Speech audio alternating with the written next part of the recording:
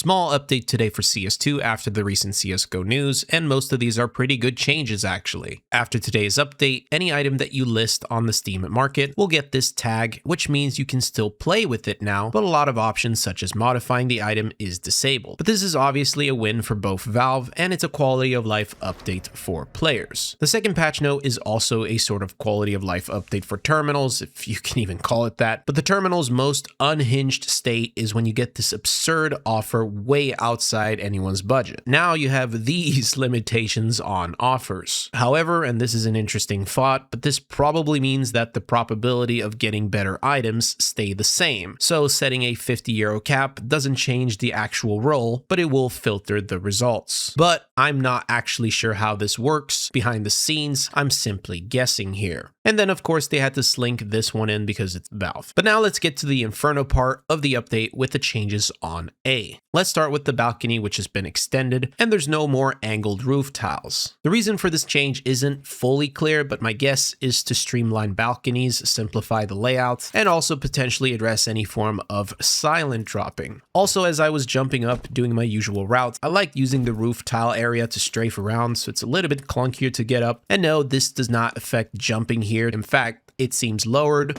which might make it even easier. The next part is the bigger change, and that is Graveyard no longer being open to the public. This change is clear. It improves the retake success for CTs, and again streamlines the site, which I honestly like. Now there's really just this one spot that you can play from, which is right at this door, but it also means Ts that previously used to line up smokes from pit would have to adjust their lineups, and it also makes it significantly harder to molly the left pit area from long, so keep that in mind. But overall, the changes in my opinion are good for the map, and it also reveals, to me at least, that Valve are not planning to remove Inferno from the pool. Finally, there's some clipping adjustments made to a small window next to second mid balcony, but I couldn't tell what happened here, so I'm guessing this addresses another silent drop. By the way, with the recent CSGO news, Valve did mention CSGO in the image description of today's update, which shows them being sneakily self-aware as usual. And the last part of the update for the map scripting stuff, this is actually Valve responding to direct feedback from map creators, which is honestly great to see.